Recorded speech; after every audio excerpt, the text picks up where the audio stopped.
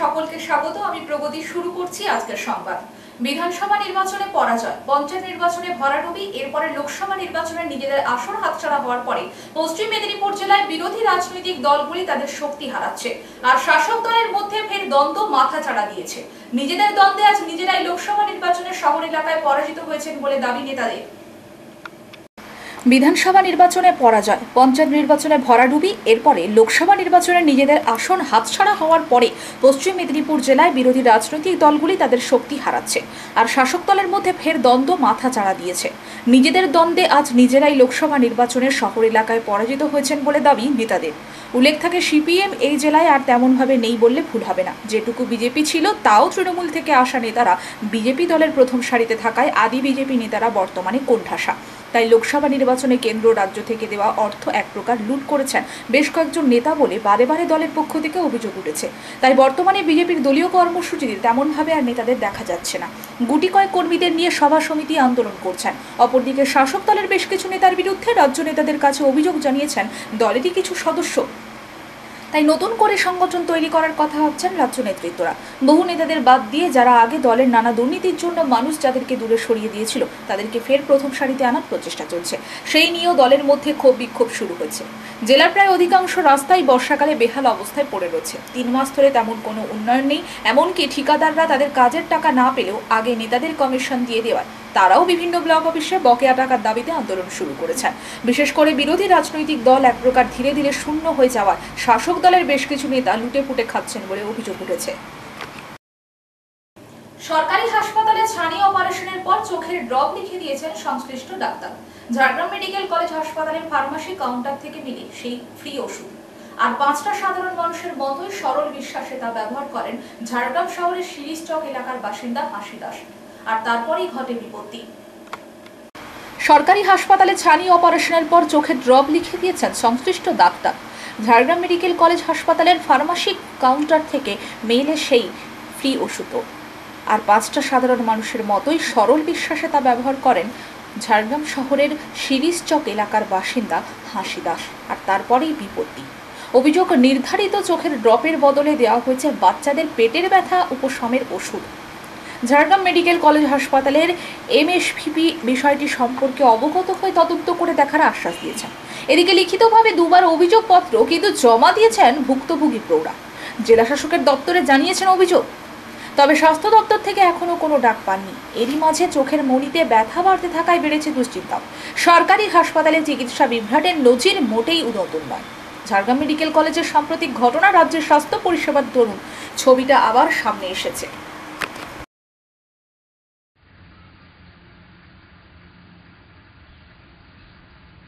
ওখানে কি 19 তারিখ লেখা আছে তো? গেছি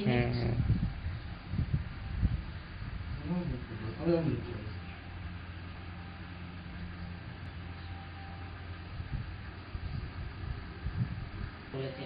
তো হসপিটাল থেকে আমাকে যখন ওষুধটা দিয়েছে, আমি ঘরে এসে যথারীতি প্রথম ওষুধটা আমি ব্যবহার করি। ব্যবহার করার পর আমার মাথা যন্ত্রণা করছে আর চোখ জ্বালা করছে।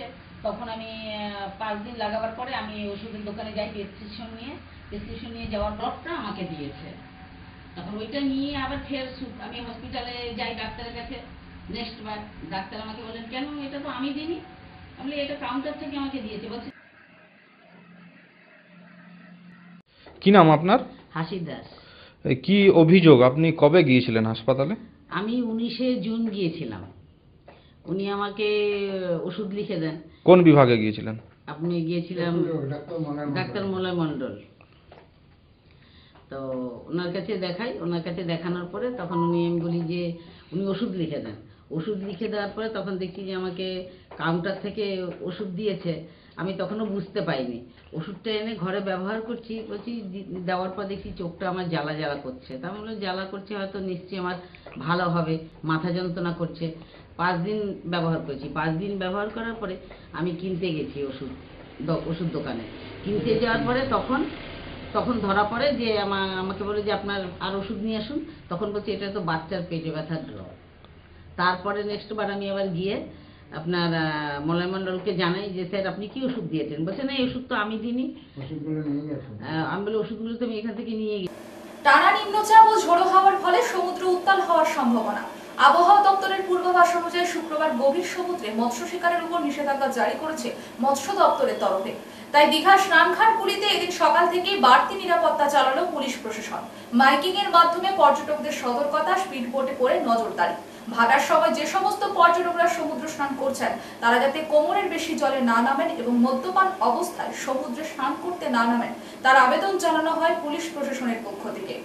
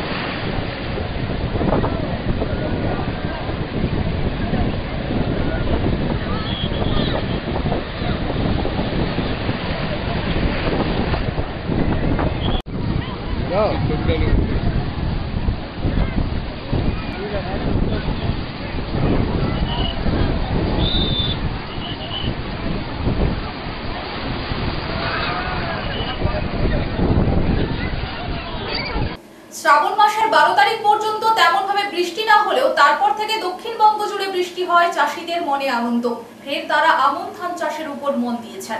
জোর কদমে চলছে চাষের কাজ। শ্রাবণ মাসের 12 তারিখ পর্যন্ত তেমন ভাবে বৃষ্টি না হলেও তারপর থেকে দক্ষিণবঙ্গ জুড়ে বৃষ্টি হয়। চাষীদের মনে আনন্দ, ফের তারা আমন ধান চাষের উপর মন দিয়েছেন। জোর কদমে চলছে চাষের কাজ। অপরদিকে টানা বৃষ্টিতে পশ্চিম মেদিনীপুর ও ঝাড়গ্রাম জেলার বেশ কিছু এলাকায় নদীগুলিতে জল বাড়ায় সেই আগের মতো অবস্থা হয়েছে। ঝাড়গ্রামের সুবর্ণরেখা নদীর সঙ্গে যে সমস্ত ছোট ছোট নদী ও খালগুলি মিলিত হয়েছে সেই সমস্ত নদী ও খালের জল সুবর্ণরেখা নদীতে পড়ায় জল জমতে শুরু করেছে। একই অবস্থা পশ্চিম মেদিনীপুর জেলার দাঁতন, মোহনপুর, ঘাটাল, সবং সহ বিভিন্ন এলাকায়। তবে আবহাওয়া দপ্তর জানিয়েছে দক্ষিণবঙ্গে এখন বৃষ্টি থাকবে। তবে জুলাই মাসে যে বৃষ্টির ঘাটতি ছিল তা আগস্ট মাসে কিছুটা হলেও মিটবে বলে জানা গেছে। তবে যাতে অতিরিক্ত বৃষ্টির ফলে এলাকার মানুষের তেমন কিছু ক্ষয়ক্ষতি না হয় তার জন্য প্রশাসনিক সমস্ত ব্যবস্থা রাখা হয়েছে।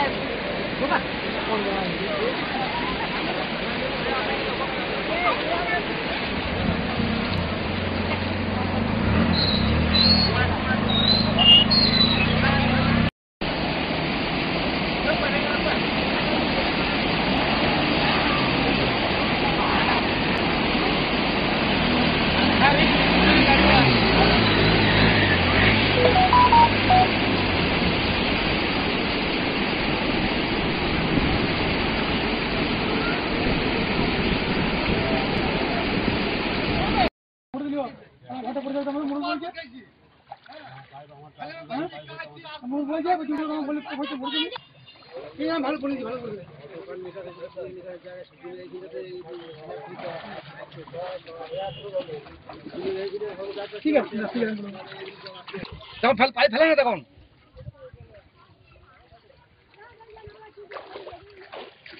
আমাকে বলতে হবে যে আমার কাছে আসে নাই তা নাকি দিয়ে হ্যাঁ করবে না করবে ওটু করবে না হ্যাঁ ভালো চাপ দেয়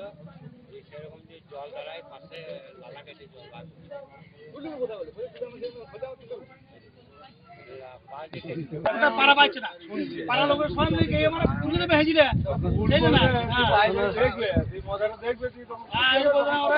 রাজগুলিকে চার্জ নাই আরো হাই করতে হবে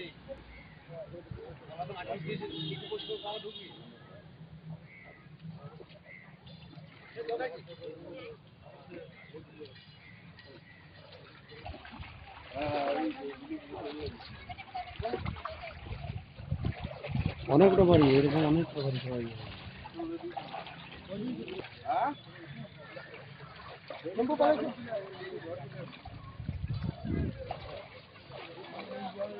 পাঁশকুড়া ব্লকের গোবিন্দনগর অঞ্চলের জয়কৃষ্ণপুর থেকে রাতুলিয়া পর্যন্ত রাস্তার দুই পাশে নিকাশি খাল সেচ নালা নয়াঞ্চলি সংস্কারের দাবিতে পাঁশকুড়ার জয়কৃষ্ণপুরের কাছে পথ অবরোধ করলেন কৃষক বাঁচাও গ্রাম বাঁচাও কমিটি।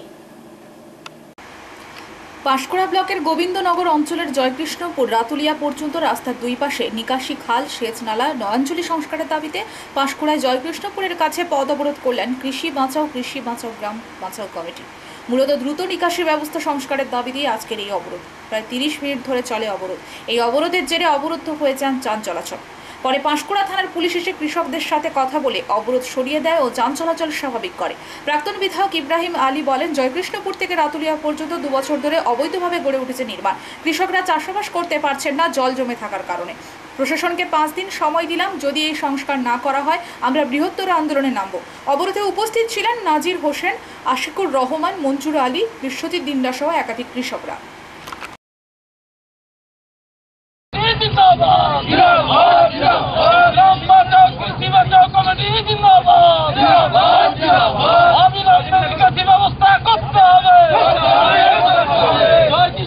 ধর্মপুরের মানুষ চাষ করতে পারছে না, কিন্তু জবাব চাই, জবাব দাও।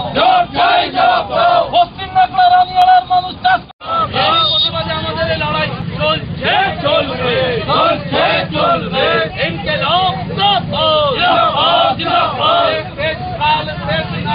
সংস্কার করতে হবে, করতে হবে, করতে হবে।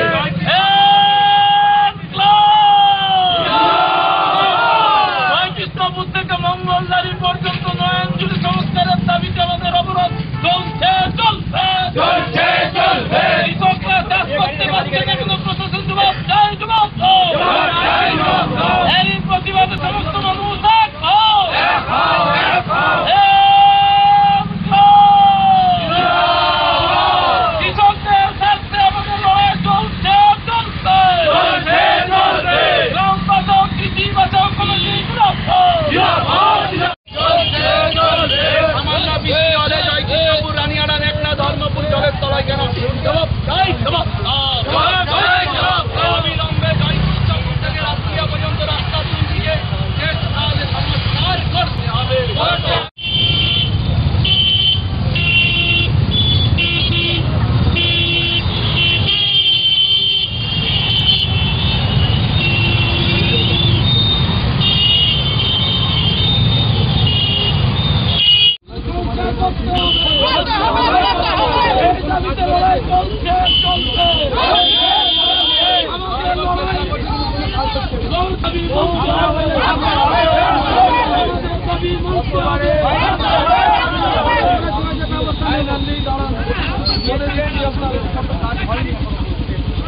আমরা গত 2 বছর ধরে ধর্মপুর, রানিয়াড়া, পশ্চিম মেঘলা, জয়কৃষ্ণপুর, মঙ্গলদারি এরকম 10টা গ্রাম, পায়া পাইকান সহ 10টা গ্রামের মানুষ 1000 একর জমিতে 2 বছর ধরে কোনো চাষবাস করতে পারছে না। কি কারণে পাচ্ছে না? সরকারি নয়াঞ্জলি, এই নয়াঞ্জলিতে বেআইনি নির্মাণ হওয়ার ফলে এখানে পশ্চিমবঙ্গ সরকার বেআইনি নির্মাণ ভাঙার জন্য উদ্যোগ নিয়েছে। পাঁশকুড়ায় কোনো বিন্দুমাত্র তৃণমূল নেতাদের মদতে বিন্দুমাত্র কোনো সংস্কার হচ্ছে না। 1000 একর জমিতে 2 বছর চাষ বন্ধ। আমরা ইচ্ছে করে কাউকে কষ্ট দিতে চাইনি। এরা যে দাঁড়িয়ে আছে তাদের যন্ত্রণা আমরা বুঝি। আমরা যখন বাসে থাকি, রাস্তায় থাকি, আমরাও যন্ত্রণার কবলে পড়ি, কখন রাস্তায় উঠে আসে। আমরা গ্রাম রক্ষা এবং কৃষি বাঁচাও কমিটির উদ্যোগে গোবিন্দনগর গ্রাম পঞ্চায়েতে 33টি গ্রামের উদ্যোগে আজকে আমরা অবরোধে বাধ্য হয়ে অবরোধে সামিল হয়েছিলাম। গত 2 বছর ধরে জয়কৃষ্ণপুর থেকে মঙ্গলদারি এবং রাতুলিয়া এই অংশে যে নিকাশি ব্যবস্থা নয়াঞ্জলি ছিল, 2 বছর ধরে বেআইনিভাবে কিছু নির্মাণ হওয়ার কারণে নিকাশি ব্যবস্থা বন্ধ। আমরা কোনো কারখানা ভাঙতে বলিনি, আমরা শুধু বলেছিলাম যেমন জল বেরোতে পারে তার জন্য একটা বড় ড্রেন তার ব্যবস্থা করুক। একদিকে যেমন ছুতোর মিস্ত্রি যারা কায়িক পরিশ্রম করে তারাও বাঁচবে, কৃষকরাও বাঁচবে। এই দাবিতে গত 2 বছর ধরে আমরা আন্দোলন করছি। গত বছর বিডিও প্রতিশ্রুতি দিয়েছিল আমরা দ্রুত নিকাশি ব্যবস্থা গড়ে তুলব, কিন্তু গত বছর যিনি বিডিও ছিলেন হেন্দু ভুটিয়া তিনি চলে গিয়েছেন। বর্তমান বিডিও তার কোনো ভ্রুক্ষেপ নেই। থানা যিনি তৎকালীন আইসি ছিলেন আশিস মজুমদার, তিনি প্রতিশ্রুতি দিয়েছিলেন আমি উদ্যোগ নেব বিডিওকে বলে, কিন্তু কোনো উদ্যোগ নেওয়া হয়নি। বাধ্য হয়ে আমরা বলছি যে হাজার হাজার কৃষক চাষবাস করতে পারছে না, তারা কৃষকরা ভয়াবহ সংকটে। গ্রামের মানুষ, গ্রামে গরিব মানুষের ঘর ডুবে যাচ্ছে। এ মতাবস্থায় আমরা প্রশাসনকে জানাতে চাই এই অবরোধের মধ্য দিয়ে আমরা 5 দিন সময় দিচ্ছি। যদি তারা সদর্থক ভূমিকা নেয়, তারা যদি সেচখাল তারা সংস্কারের উদ্যোগ নেয়, তবে আমরা ভালো আন্দোলনে যাব না। আর যদি নিকাশি ব্যবস্থা তারা সংস্কারের উদ্যোগ না গ্রহণ করেন, আমরা বিডিও অফিস ঘেরাও করব এবং ভবিষ্যতে বৃহত্তর আন্দোলনে আমরা গ্রামবাসীরা 30টা গ্রামের মানুষ, কৃষকরা, আমরা সবাই মিলে আমরা বিডিও অফিসকে অবরুদ্ধ করব, রাস্তা অবরুদ্ধ করব, বড় আন্দোলনে আমরা যাব। ইব্রাহিম আলী, প্রাক্তন বিধায়ক। পূর্ব মেদিনীপুর জেলার উপকূলবর্তী এলাকায় কাথি কাজু অ্যাসোসিয়েশনের তরফ থেকে রীতিমতো নির্দেশিকা দিয়ে জানানো হলো 1 মাস ধরে বন্ধ থাকবে কাজু প্রসেসিং এর কাজ।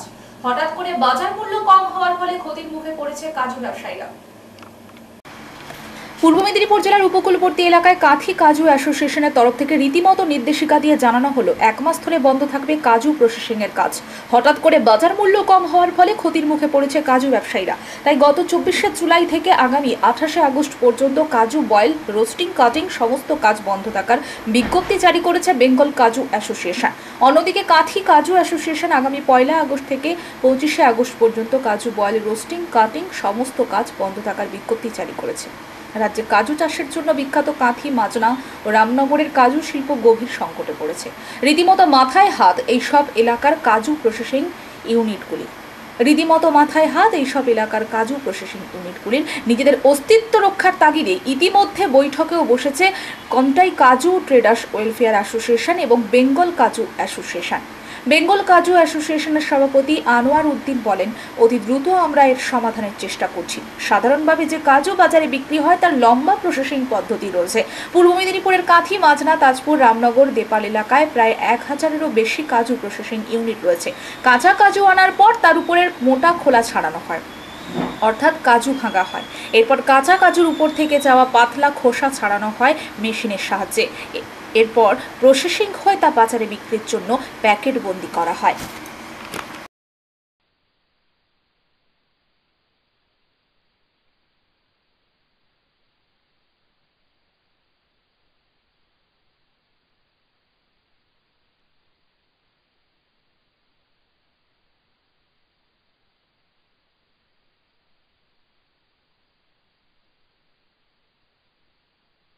সংবাদ এই পর্যন্ত। নমস্কার।